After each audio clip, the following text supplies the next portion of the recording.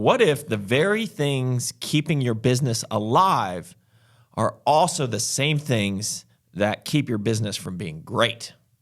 That's what we're talking about on today's episode of Ball Status.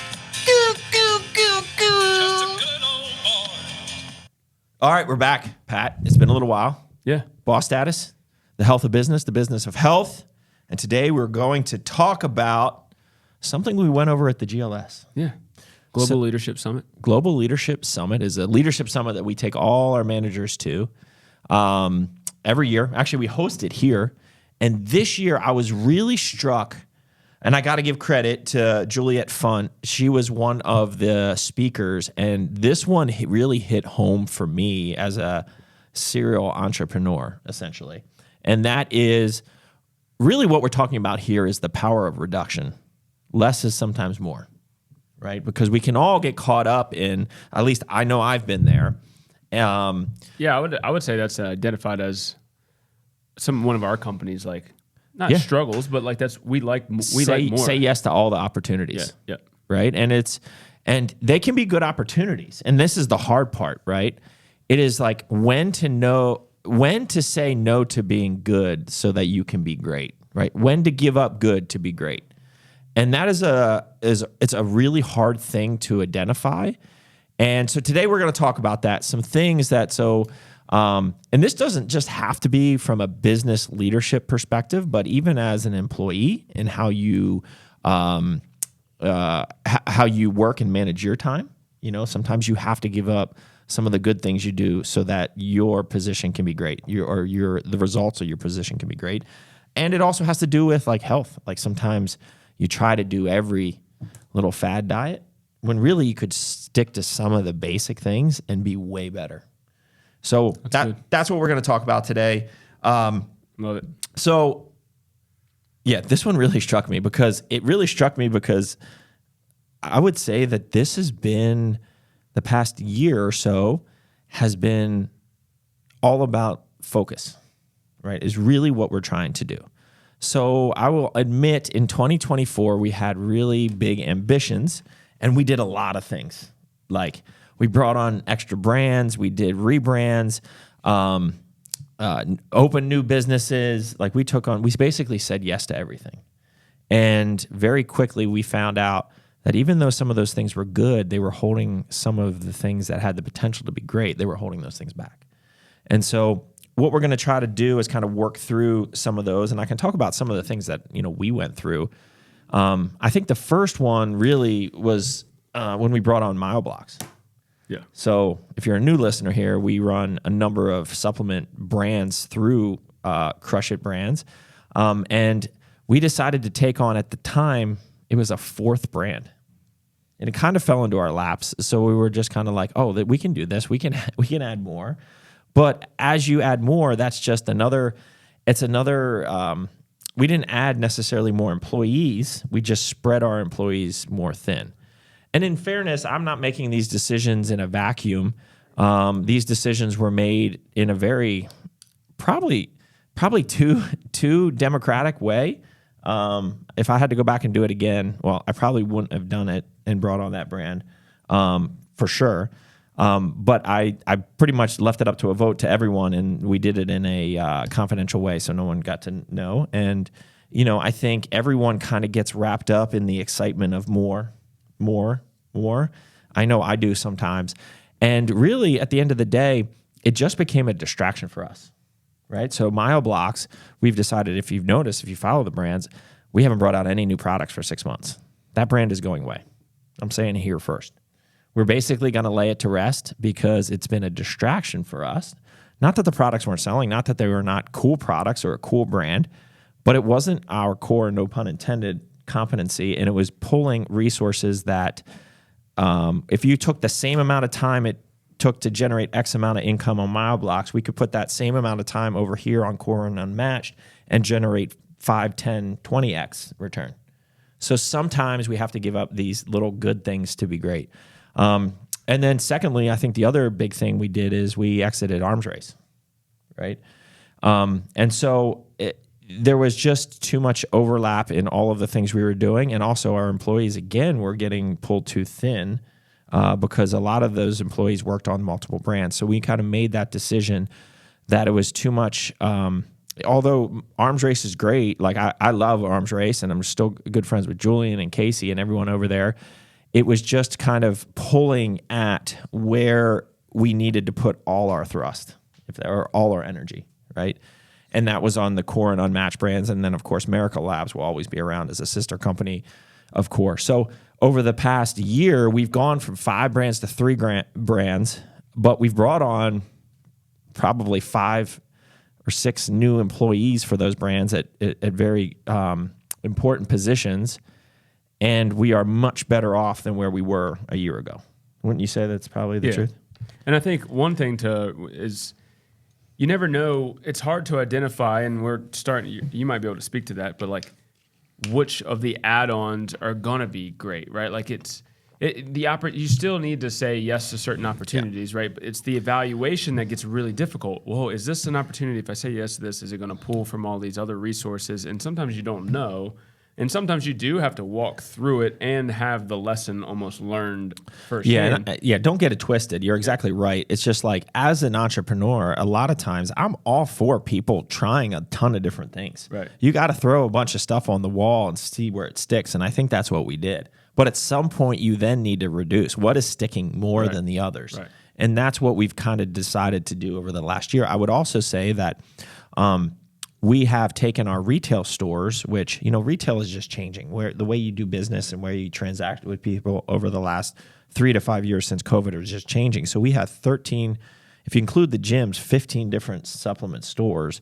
We have closed 3 of those in the last year. And we are more profitable now with those 3 stores closed because we were able to focus more attention on training and resources and everything on those 10 stores.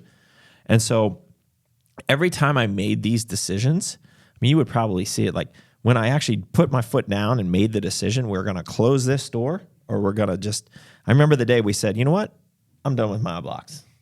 Remember that? Yeah, we were having a meeting about innovation. I mean, it was like, just came out of nowhere. What are we going to do to thrust the brand, moving forward, give it the sparks that it needs, and then you were like, wait a second, if we don't want to basically invest all this stuff just to be this, then we'd rather invest all this stuff and put it over here. That's going to double, triple what that is. And so each time I made that decision, man, I slept like a baby. Yeah.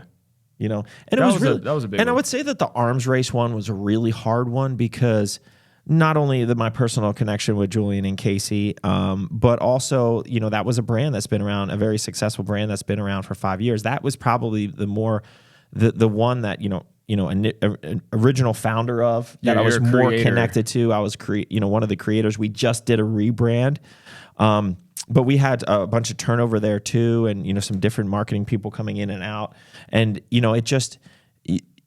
something just was off for me, and the drain and the stress and the pull of the resources from from my time was really the big thing, and so that's why we made that decision.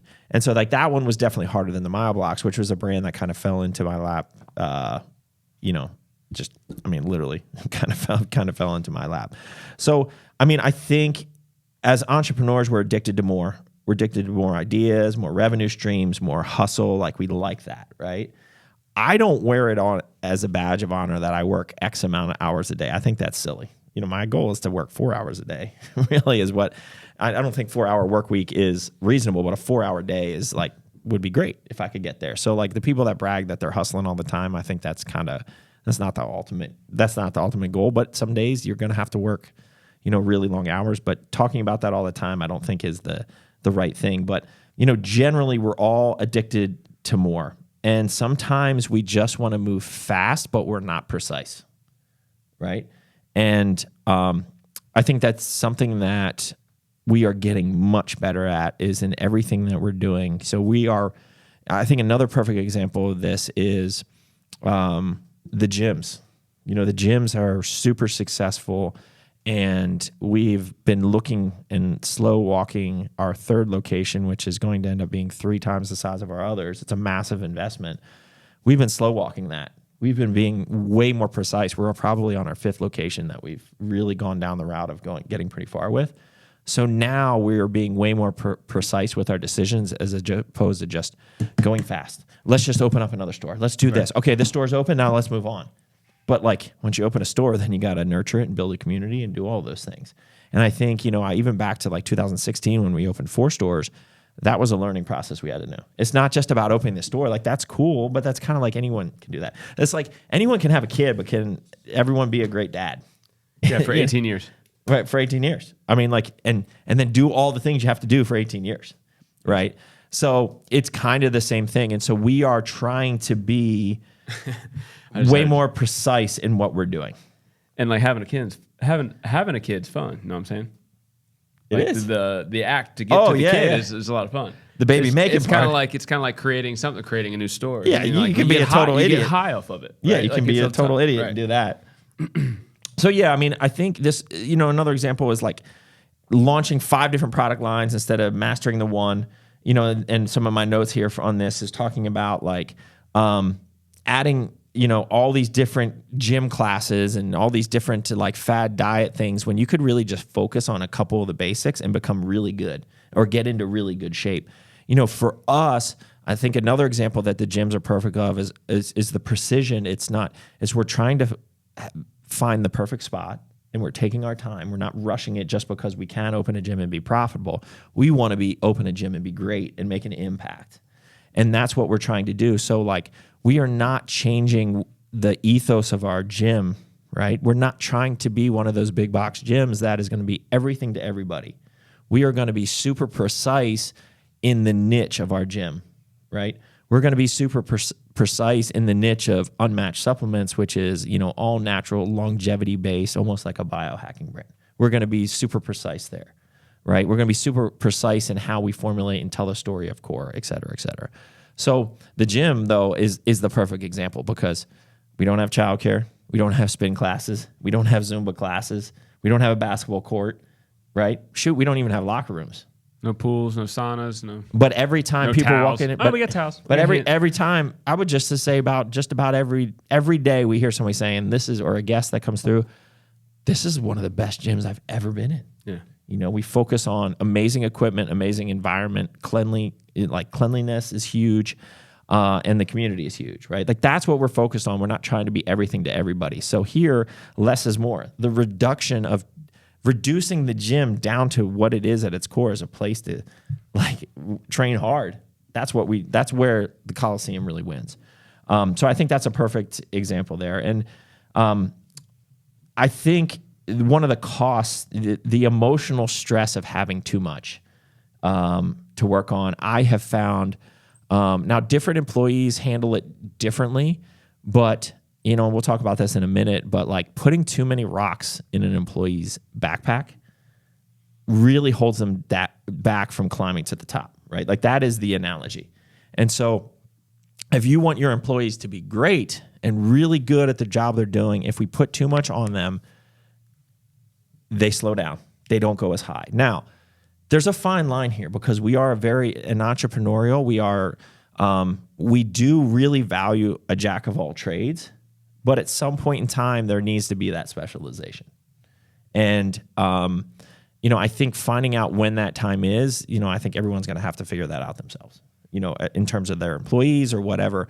But I know when you overload somebody with too much responsibility, like I've done this to you, right? Like when there's too much there, then it's too much, right? Then you can't be great at any one thing.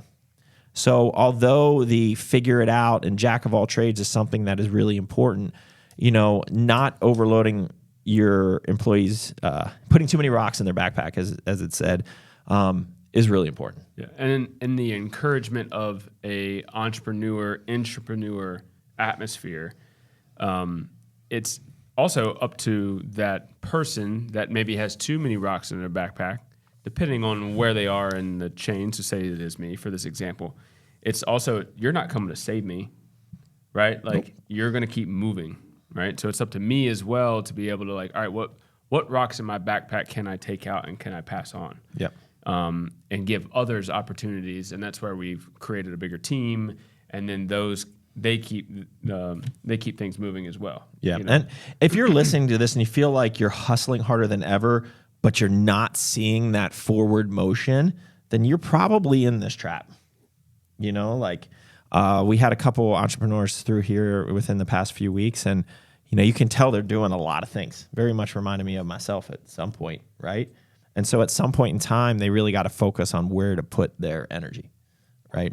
And as you grow, like some of these guys who have grown so big and they have, pretty much all the resources they need financially at their disposal, you can really start building out different organizations, but that takes a lot of really good people. So at the end of the day, it comes back to finding those good people to lead your different operations, right? And so like that's something you can get to, but I would say most entrepreneurs, most people probably listening to this are not there with the, infinite financial resources to do this. So I love this idea is that we don't fail because of bad ideas. We fail because we hold on to too many good ones. And that is something that this is so hard, dude. Like this is so hard. This year has been really, it's really been awesome. It really has been awesome because at the end of the last year when we lost a lot of employees, that I was actually, close to, like I took a lot of that personally, but it was actually a huge blessing, right? Because we could bring in other outside perspectives that weren't just kind of, growing through with us, but brought in a lot more ideas from the outside, and helped me not hold on to some of my good ideas, but move into focusing on the better ones, the great ones. And I think if we just continue to hold on to these good ideas, we'll be good. We were good, we are good, but we can be better, right? And so that is something that has been really impactful this year is giving up some of the old ways of thinking and giving up some of the old good to get to great. So, in listening to Juliet Funt, who, again, I highly recommend it. I'm sure she has a book on this, but this speech really resonated really well with me. There's a couple things that you should really ask and kind of think about as you're walking through this. And, the big one right out of the gate is ask what you'd stop doing. Or, like if you're every day going to work or, you're the boss, what are the things that you really wish you should stop doing? I mean, that's a good place to start. Saying yes to every collaboration or saying yes to all these things and it just drags you down, like that's a good place to start. Identify those things, right? And then also identify the things you can control and you can't control. Like, you can control how many products you launch, but you can't control inflation. You can't control tariffs. You can't control some of these things. So you also need, in this process of identifying some of the things you wish you didn't do, identify the things that you can control and not control. And then you really got to evaluate and figure out, should I cut or should I keep? And what I like to do in this is like, how close is this to our main purpose? And is this keeping us from getting to the main purpose, right?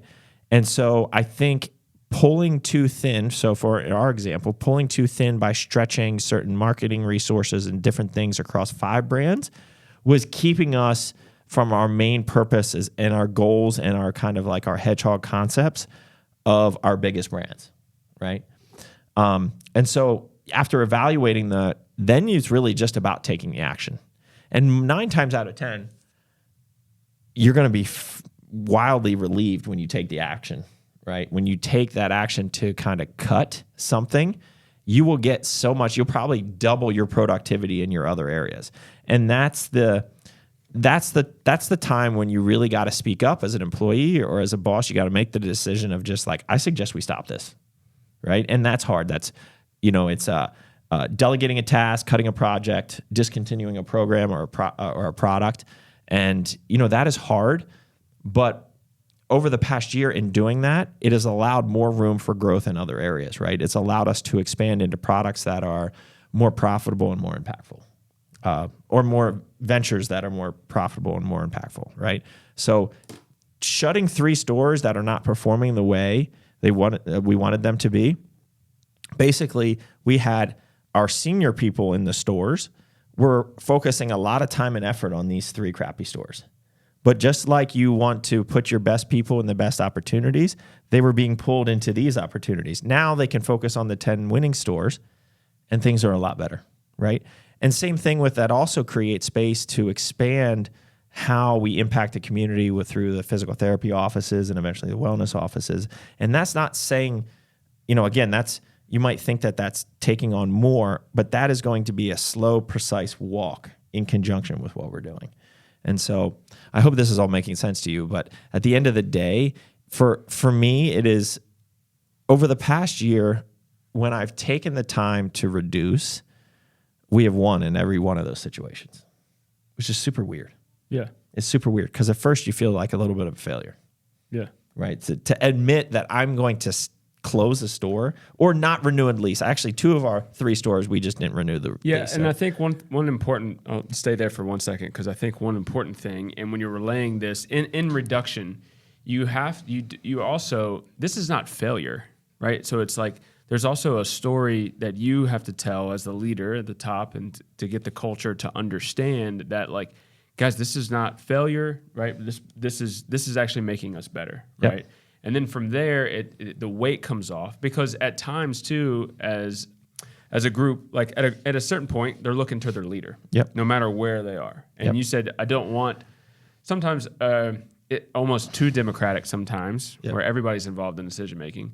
But sometimes what the herd wants from their leader is to also them to make the decision. Yep. We believe in you. You make that final decision, which is very heavy on you. We're Yep. not looking to be democratic at this time. We're looking to actually Looking for a leader. we're looking for a decision. Yeah. And then once that weight comes off, the decision is made. Now I know where to go, and now I can create momentum again. And Yeah, I mean, get all of this also, it creates space for brilliance is really what it does. It goes back to the idea of removing the rocks from everyone's backpack, including your own, right? So that you can really go higher than you otherwise could. I mean, especially your own. Yeah. I mean, I think one of the things, in this is creating a time where you can actually sit down with your team, or at least your senior people of your team, and have a subtraction session, which is super weird, right? I don't think we've formally done that. No. But I feel like we get it. It's now almost in our culture. I feel like it's starting to be like to just be able to say no. Yeah. And to reduce. So that is definitely something I suggest doing, is having the 3-hour quarterly, leadership thing. Like, okay, what can we get rid of? Usually it's like a strategizing for the next year, but it's also like, let's step away, let's see what we can cut. The year of no new products. Actually, as a leader, also physically announcing that we are going to do X, Y, Z, and what we're not going to do is really important. So like I have said, I remember we did this before, is like I put ourselves in energy drink jail until this year. We're still in jail, actually. I just extended You put us back in. I extended the sentence. probation got because denied. like, again, the entrepreneur in me and the lover of energy drinks in me wants to, like, dude, we could do America Energy again, and it'd be absolutely banger like it was, but I think we could do it even better now. And we get requests. It kills me every time. People hit me up and be like, dude, where's the energy drinks? Dude, not doing it. Every time there's a new cream soda out there, they come. It doesn't. And they're all touch yours. disgusting. They're all disgusting.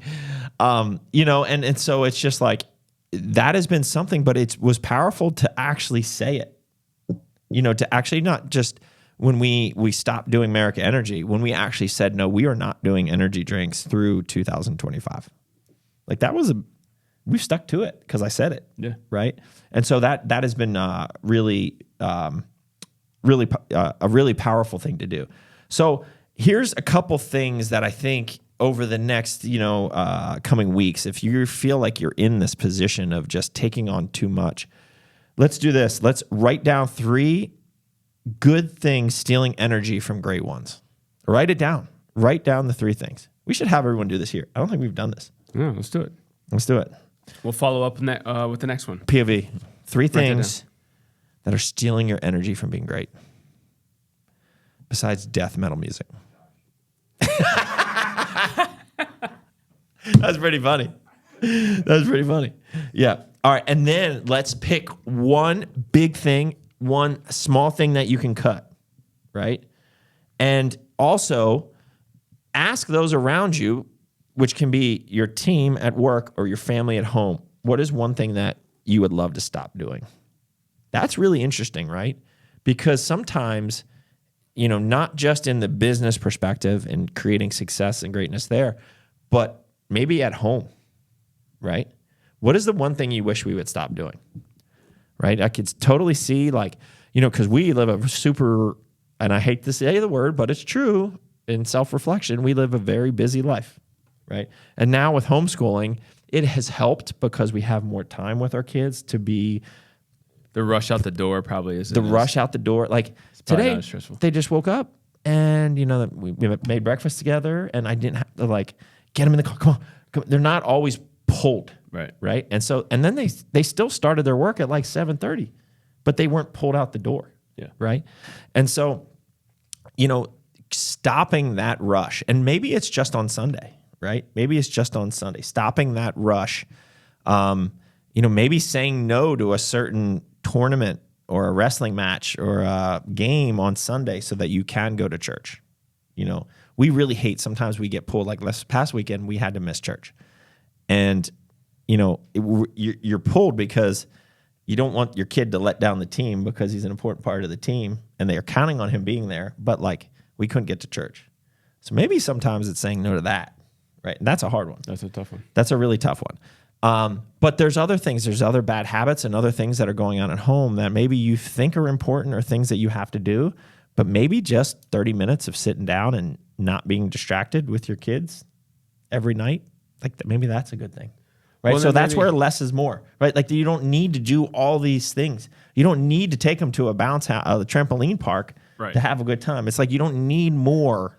But right? Sometimes in this, you it need could less. almost like you can find your ethos and your values within it. So say it's at home, right? Say it's going back to Sundays, and says one thing we don't do is we don't miss church. Yep. The great thing about church is that you can do it in whether two or more are gathered, you have church, right? Yeah. And so maybe it's just okay. We can't physically go to our church Sunday morning at 9 a.m. However, at 4 p.m., 6 p.m., whatever it is, when we get home, how about we watch it as a family together and then you make church, right? Yeah, I mean, and I think that was one. Maybe we should do a podcast on homeschooling because I made one post about it. I haven't really talked about it a ton on social media, just the one that we made the decision to do it. And that was, I had more views on that, just one story than like any other story I've done this year. Because everyone came out of the work like, what curriculum are you doing? I was thinking about doing that. I wish I did that. I do that now. It's awesome, you're right? It's huge. And it's so we should totally maybe do a podcast on that at some point. But you know that was reduction.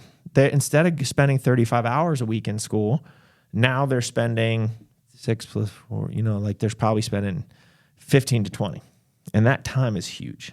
That time is huge. So.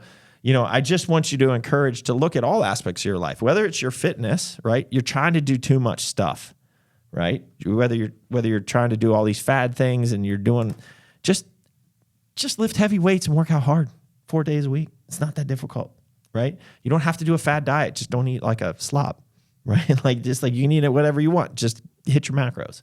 Like reduce things down to at the core what's the most important, and you will get better results. And same thing with at home. If you're feeling like you're busy all the time, reduce something, take something away so you get down to the basics and you will feel more fulfilled. And then, at work, I think it's important that once you go through this process that you actually announce the list of the things that you will not touch. I know Dave is constantly pushing for a bar. I haven't officially put us in bar jail, but I'm kind of in bar jail, right? And I haven't put us there, but like I feel like sometimes that gets us a distraction from all these other great projects that we have going on. I would agree. I would call it functional foods. Functional foods. Because, right, there's short-term expiration, high minimums, high capital investment for the most part. You know, some of them you can do small batch. Low margin compared to other products that are more popular, right? And at the end of the day, it's a super competitive space. Right? I mean, like pre-workout's competitive too, but like it's a super competitive space. So if you want to build a SKU to be a 10 million, 20 million, 30 million, $100 million bar, you're kind of catching lightning in a bottle a little bit. And you're focusing everything that you have into it, right? Right. And so we're not even, I would say even safe to say, because we don't currently have one, I wouldn't even say we're good at that.